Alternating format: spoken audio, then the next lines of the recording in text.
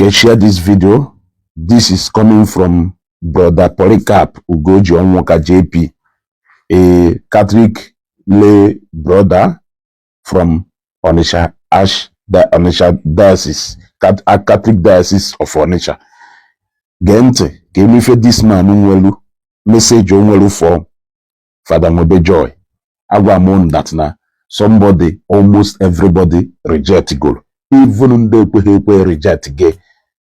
To the point where even J-Pack, Abalanze, I will keep mentioning their name, Matthias and the rest of them, even rejected him. Where that enough is enough. Hear what?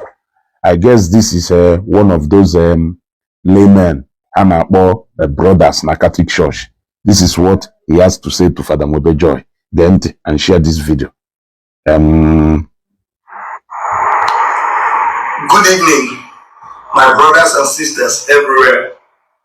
I am Brother Polycarp Obi, a lay person from the Archdiocese of Onitsha.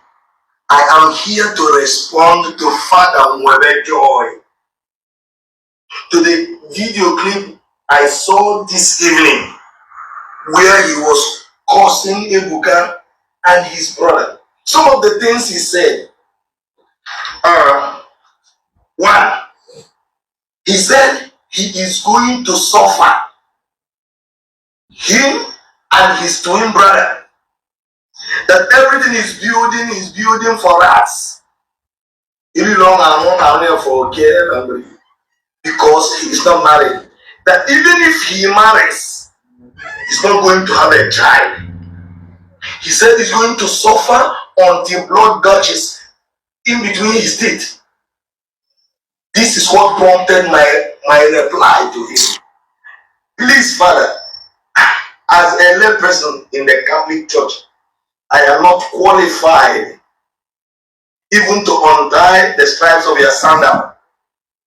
As an unworthy servant, I feel compelled from within to respond to your excesses. The excesses, Father, please, is the right word. God did not appoint you his special advisor on judgment and punishment of his children. Truth be told. So I want to speak to you.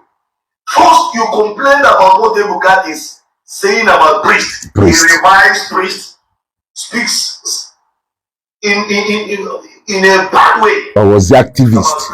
Priest activist. What is the response Jesus expected from us when people revive us? Very simple. Take a look at Matthew chapter 5, verses 11 and 12. Blessed are you when men revile you and persecute you and utter all kinds of evil against you, falsely on my account. Rejoice and be glad, for your reward is great in heaven. For so men persecuted the prophets who were before you. So if you are a prophet of God, if you are a priest of the Lord, and somebody is reviling you, saying all sorts of evil things against you, accusing you falsely, the Lord told us what to do. He did not say we'll go back to revile back. He did not say we'll curse them. He did not say we'll go to punish them and send curses to them as priests. He said we should rejoice and be glad. That's the attitude.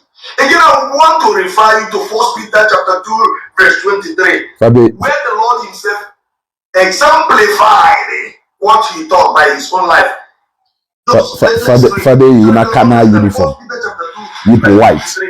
The scriptures, the Bible says, when he was reviled, that Jesus, he did not revile in return. When he suffered, he did not threaten, but he trusted to him who judges justly. He himself bore our sins in his body on the tree. Do you see it? Oh yeah, this is the person you are serving. Yeah. And he was accused, blasphemed. But yet, he did not revile back. He did not curse people. He did not say what is going to happen to them. For God's sake, God does not delight in the death of sinners. God does not delight in the punishment of sinners. Cha-cha. His whole desire is that they will repent and have everlasting life. Ezekiel chapter 33 verse 11. Therefore, Father, I beg you, enough of this banter. You know, jealousy and envy may go father you white. You is a canal we jacon. Father Akwasre. There's what is called weapons of warfare, spiritual weapons. God did not call us to use the weapons, the earthly weapons, the worldly weapons of slandering people, cursing people, and all the rest of them. This is not true spirituality. Confirm. What you are doing is like a child's play. So much. I beg you, God did not call you to defend him by cursing people. No. A priest is a pontifex. It's a bridge between this life and God. And God. A bridge that takes people to God. It's God. not a bridge that takes people to hell. In the life of the church itself, I've seen sacraments, appointed signs by Jesus, established signs of salvation. None of them is established for sending souls to hell. All of them is aimed at the salvation of souls. God is calling you. What you are doing is not doing any good to the Catholic Church. It's doing a great disservice to the people. You see? You should live by example. You see? If you live this way, cause people, and something evil like this comes out of your house, what do you expect us, the people you are leading, you are teaching? Please live by example. By example. Live what you preach. You preach a blessing, and you cause people. Even James himself said in James chapter 3, verses 10 and 11. Listen to hear what James said about our tongue. If you begin from verse 9 even, he says, with tongue we bless the Lord and Father, and with it we curse men who were made in the likeness of God. From the same mouth come blessing and cursing. My brethren, this ought not to be so. From the same mouth that praises God, blesses God, the same mouth that blesses people, from the same mouth comes cursing. Does fresh water and salt water come from the same spring? No. Father, live by example.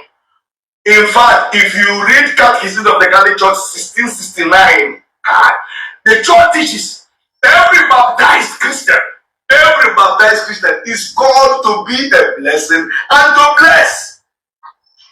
Listen, Father. In Romans chapter 12, verse 14, the Bible said, bless. Do not curse.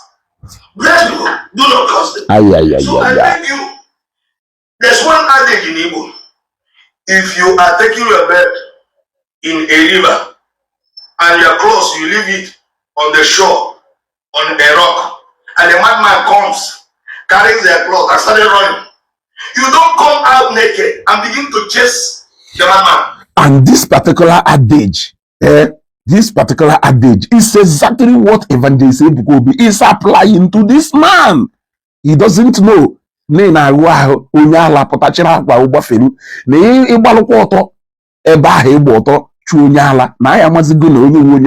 That is exactly what Evangelist Ebuka Obi is doing to him. He's a layman now who understands this adage against the so-called ordained priest.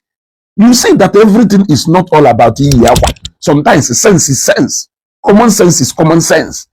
As an ordained priest, you decode with this wisdom.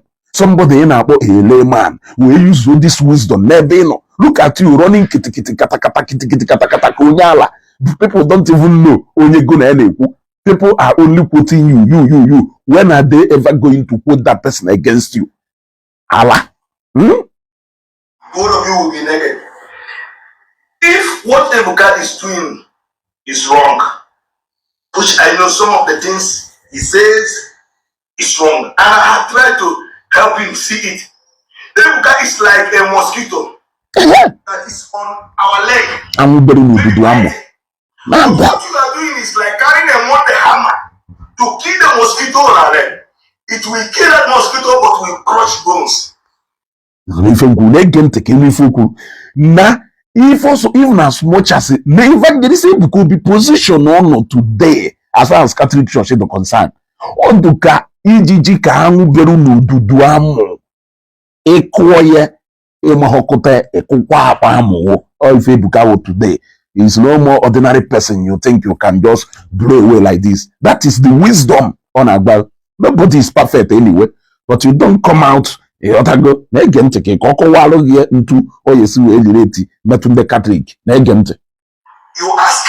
the people of God. What you are doing is a great disservice to the church. The priesthood is not a prize you won. Stop threatening the people of God with their priesthood and cause. You see? Ewolu now priest everything about Christianity started with being an ordained priest and with being an ordained priest. Who are we before God? We are nobody. The priest must confess. They must get into heaven before us. Now, pride they got in arrogance. You as if Father will be joy will muto scry bash your mutum without the fear of God in me. You will go and repair repair my car. Or because of it is not even because of your ordination, because I wasn't there the day you were ordained. You are not even my family member. So me allowing you to go away free is because of the fear of God and not because of I hope somebody tells him that. Because but father was in the money you are pride, so much pride. You will go cup. This I call this. Nobody's threatened. You know, the Bible says, costless does not cost. Yes. It is only when a man deserves your cause that it takes effect. Exactly. He who lives in the covenant state of grace cannot be caused, not even by an angel. You see? To live in the state of grace is to be protected by God. Yes. So you don't just go about causing people. You see? I beg you for God's sake. That particular video is ungodly. It's uncalled for. It's unwarranted. Unwarranted. It is unbecoming of a Catholic priest. Let somebody tell you the truth. Something to do, something useful. I saw you. Have something useful to do. Do very free. Or do very free. When you remember 20 something. Oh, yeah, do too free. Now. Carry the rosary in your hands. I've read the major and approved apparitions of Our Lady. All of the major and approved apparitions of Our Lady. I've read the major and approved apparitions of Our Lady. All of the major and approved apparitions of Our Lady. I did not find a single one where Mary is asking us to pray so that the sinner will die. To pray that somebody will die or somebody will suffer. All that she's saying is that we who consider ourselves friends of God should take up some voluntary suffering, corresponding penance, so that God will bring them back. When Stephen was being stoned, he did not call heaven to curse people and kill them. No, he was praying for those who were persecuting and killing him. So also Jesus Christ. Even John Paul II, when he was shot, he was busy praying for the conversion of the man who shot him. Your kind of Christianity, I wonder. You know, one problem with some of you who are running these ministries is that sometimes you consider yourself saved already. As a priest, you are saving us. You don't need salvation. With us, you are a Christian. For us, you are a priest. As a Christian, you have a soul to be saved. God is calling you. What you are doing is no longer serving the church. It is doing a very big harm to the church of Jesus Christ. Have something useful to do with your life. Reparation is what God is calling you to do with the rosary in your hands. To pray for Ebuka, to ask God for his full conversion to the Catholic Church. And that's what you do. And not to send because let me challenge you. If Ebuka wants to marry, if I know that Ebuka, I will tell him to marry tomorrow morning. I will pray in the church. And he will conceive. I will prove beyond level out to you that God is not in the business of destroying people. God wants people to be saved. Jesus was sent not for the righteous, but for sinners, to call them home. And I'm telling you, before a dead Catholic will rise, a fanatic Catholic will be pulled back. It is easy to bring back the fanatic Catholic than to raise a dead one spirit, who is dead spiritually. I beg you, stop this banter. Stop this vendetta. It is of no use. God bless you. This is also a Catholic lay person. Just like Jerome Ndona. Peace out.